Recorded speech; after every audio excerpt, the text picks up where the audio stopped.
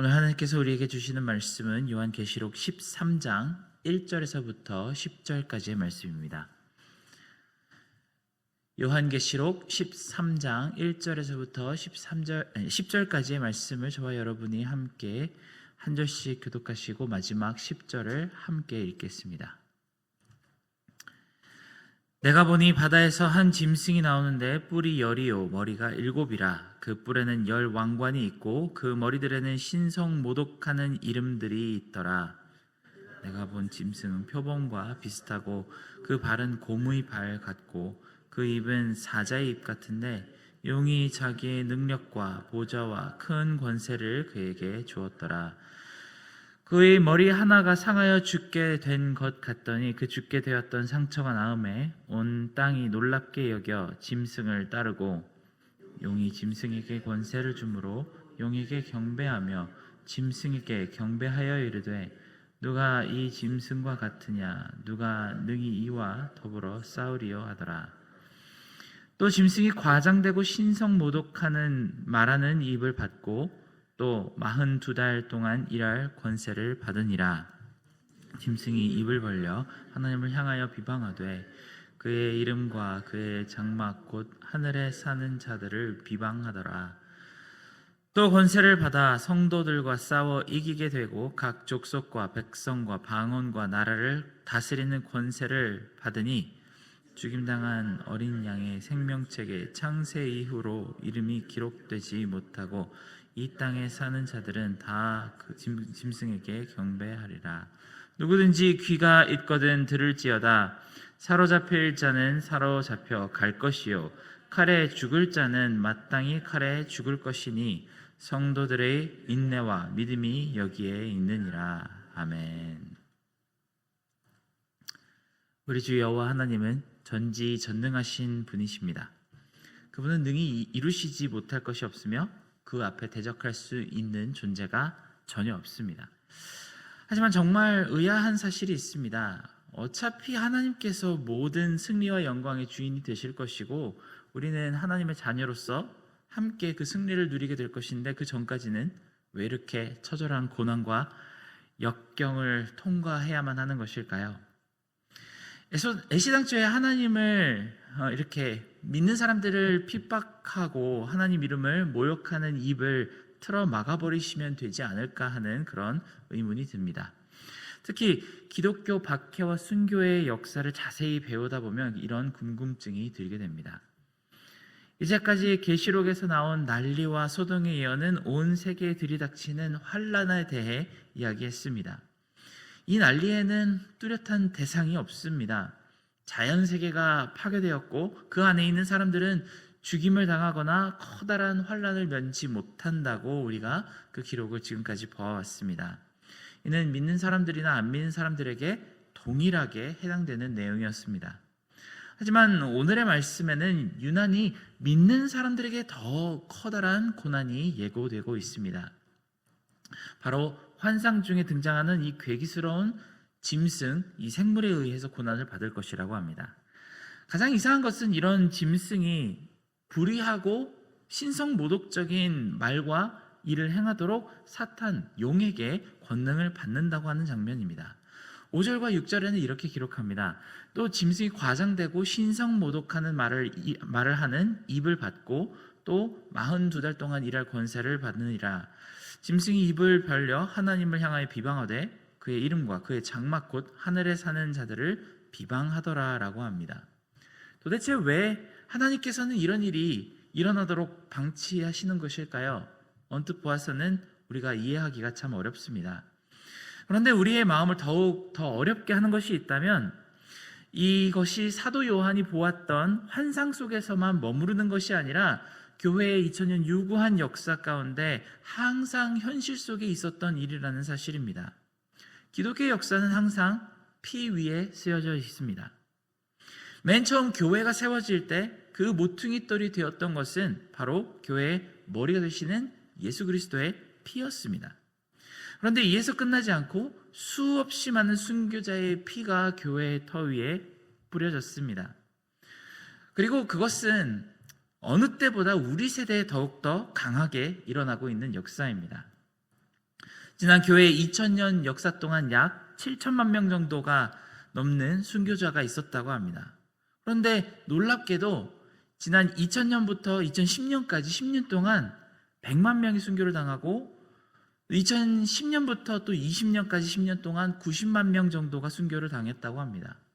이 21세기의 통계만 보면 아마 이 21세기 끝날 때쯤 또 1000만 명이 넘는 사람이 순교를 당할 것과도 같은 그런 양상을 보이고 있습니다. 많은 사람들은 초대교회 시대에 그 박해와 순교가 가장 강했다고 생각하지만 사실상 지금 우리 세대에 짐승의 역사가 더욱 강력하게 나타나고 있습니다. 이런 사실을 마주할 때 우리는 마음속에 무서움과 두려움이 생겨납니다. 그렇지 않습니까? 오늘의 말씀을 조금 더 깊이 살펴보겠습니다. 성경을 곰곰이 잘 살펴본 사람이라면 오늘 말씀의 장면을 볼 때 마치 다니엘서가 기록한 그 환상과 비슷한 것이 많다는 사실을 알게 될 것입니다. 오늘 말씀과 동일하게 다니엘은 바다에서 네 짐승이 나오는 것을 보았습니다. 그리고 이 환상에 대해 천사가 해석해주고 또 우리 시점에서 역사 속에 이루어진 것을 관찰해 본 바로는 이후에 나타날 여러 제국에 대한 예언이 담겨 있었습니다. 다니엘이 보았던 거대한 곰의 형상은 페르시아였고 날개 달린 표범은 마케도니아였으며 말로 형용하기 힘든 형상의 짐승은 로마였습니다. 그러니 이번에도 이 비슷한 배경에서 나오는 환상을 읽어보며 우리는 이것이 바로 세상의 영이자 제국주의의 영이 아닐까 하는 사실을 유추할 수 있습니다. 세상은 항상 그리스도인들을 비방하며 하나님의 영광과 완전히 반대되는 일을 해왔습니다. 그 안에서 다니엘과 같은 신앙인들은 항상 고군분투하며 믿음을 지켜왔습니다. 우리는 성경 속에 등장하는 수많은 선지자들을 통해서 하나님께서 한시적으로 제국주의와 세상의 영을 그대로 하도록 놓아두신다고 전해 들었습니다. 하지만 그것은 하나님께서 능력이 부족하셔서가 아니고 하나님의 더 크신 뜻을 이루기 위해서 이런 일을 아주 짧게 용인하시는 것이라고 합니다. 구약의 경우에 아수르와 바벨론 군대가 이런 권능을 얻게 된 이유는 바로 이 타락한 이스라엘 백성이 회개하게 하고 여호와께 돌아오게 하는 데 목적이 있었습니다. 만약에 바벨론과 아수르 군대가 없었더라면 이스라엘 백성들은 이방 민족들과 똑같은 죄를 범하며 우상을 숭배하고 하나님의 공의를 잃어버린 채로 계속 살았을 것입니다. 하지만 세상의 영과 제국주의의 폭력 때문에 자신의 죄를 깨닫게 되고 이 심판에서 하나님께서 남기시는 그루터기와 같은 남은 자가 되어야겠다는 깊은 깨달음을 얻게 되었습니다. 그런 남은 자는 어떤 신앙을 가지고 있는지 우리는 이미 다니엘과 세 친구의 모습에서 분명히 보고 배울 수 있습니다. 제국주의의 폭력 앞에 그들은 오직 하나님을 사랑하고 섬기는 올바른 남은 자의 훌륭한 예를 보여주었습니다. 그들의 앞에 박해가 없었던 것도 아니고 어려움이 없었던 것도 아닙니다. 만약에 그들을 하나님께서 보호해주지 않으셨더라면 이들은 몇 번을 순교당했어도 이상하지 않았습니다. 하지만 진정한 남은 자 다니엘과 그 세 친구들은 제국주의라는 짐승 앞에서 아무리 하나님을 모욕하고 우상을 숭배하라는 압박이 있더라도 절대 굽히지 않고 믿음을 지키는 사람들의 모습을 우리에게 보여주었습니다. 이들의 삶을 살펴보면 평생 동안 제국의 지배 아래서 살다가 그곳에 묻히게 되었습니다. 하지만 머나먼 후대인 우리가 그들의 삶을 보았을 때 그 삶은 얼마나 하나님 앞에 영광스럽고 복된 삶이 되었습니까? 다니엘은 인자 되신 예수님의 형상을 환상 중에 보며 그가 많은 자들을 빛 가운데로 되돌아오게 할 별이라고 칭송하였는데 역시 다니엘 또한 그런 역할을 훌륭하게 감당하는 거룩한 남은 자가 되었다는 사실을 우리는 이미 잘 알고 있습니다. 우리 세대 역시 비슷한 환경에 놓여 있습니다. 방법은 다르지만 우리 시대의 세상의 영, 이 짐승 또한 모든 사람들을 날마다 우상에게 절하도록 강요하고 있습니다.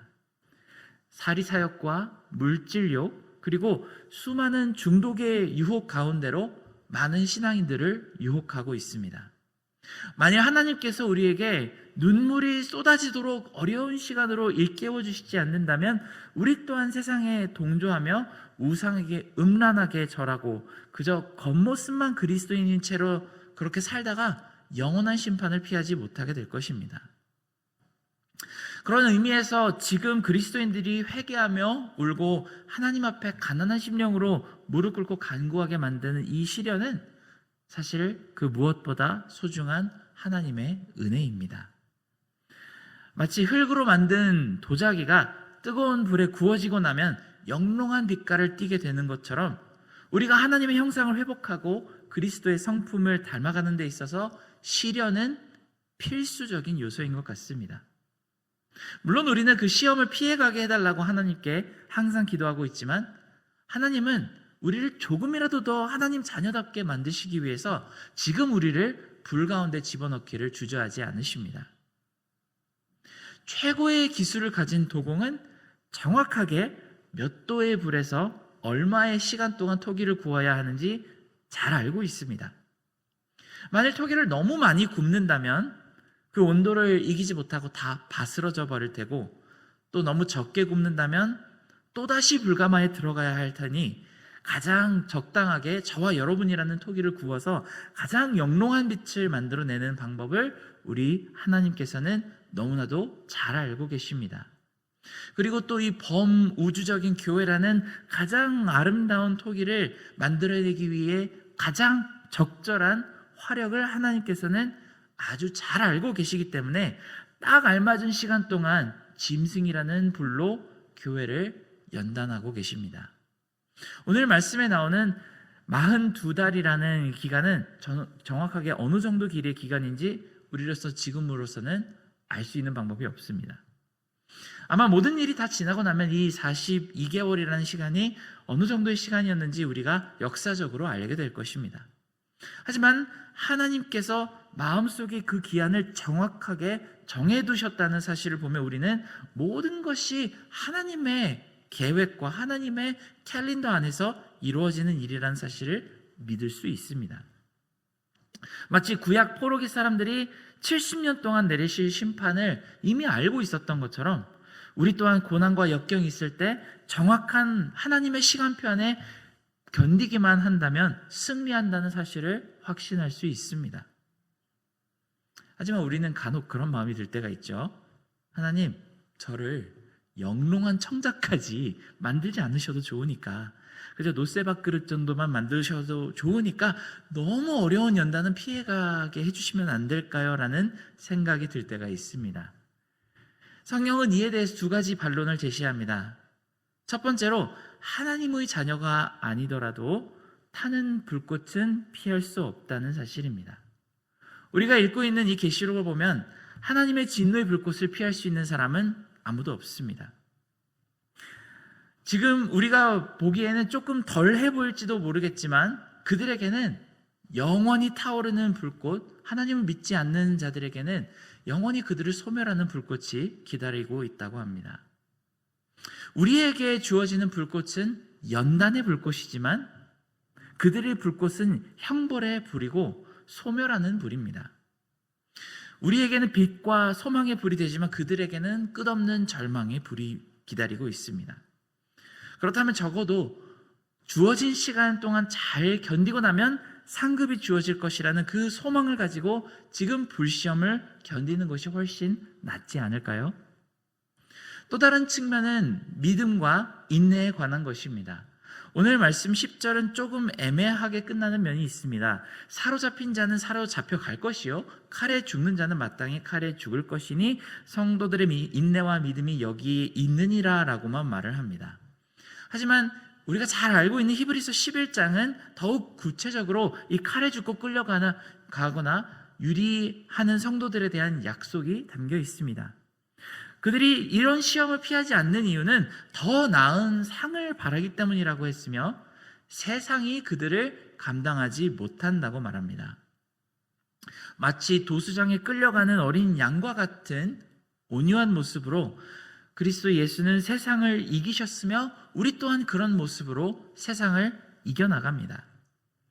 죽음을 불사한 믿음과 인내는 오히려 복음의 씨앗이 훨씬 더 많은 열매를 맺게 합니다. 이 믿음과 인내는 세상의 영과 맞서 싸울 때 교회가 가진 가장 강력한 무기입니다. 사랑하는 여러분, 사실 우리는 언제 어디에서 이런 고난이 우리에게 다가올지 궁금해할 필요가 없습니다. 지금 우리가 그 불꽃 가운데 놓여 있다고 해도 전혀 이상할 것이 없고, 이것이 곧 앞으로 있을 더 큰 난리의 예언이라고 해도 두려워할 것이 없습니다. 이 고난은 인간의 힘으로 대비할 수 있거나 피해갈 수 있는 것이 아니고, 반대로 하나님과 함께 한다면 이겨내지 못할 것도 아니기 때문입니다. 그러니 이제 우리는 오직 깨어서 기도하며 다니엘과 같은 담대함으로 이 시련을 이길 수 있는 인내와 믿음을 달라고 간구합시다. 함께 기도하겠습니다. 사랑하는 하나님 아버지, 우리 삶이 정말 간혹 가다가는 불가마와도 같은 너무나도 어려운 고난과 시련의 연속이라고 생각될 때가 많음을 하나님께 고백드립니다. 하지만 하나님께서는 이 불과 같은 시험과 또 우리가 이해할 수 없는 그 역경 가운데에서 더욱더 아름다운 그리스도의 형상을 우리 가운데 만들기로 작정하셨으므로 우리가 인내와 믿음의 고백을 가지고 이것을 넉넉히 이겨낼 수 있도록 오늘 하루도 우리를 보호하여 주시기를 간구드리옵나이다. 모든 은혜 감사드리며 예수 그리스도의 이름으로 기도드렸습니다. 아멘.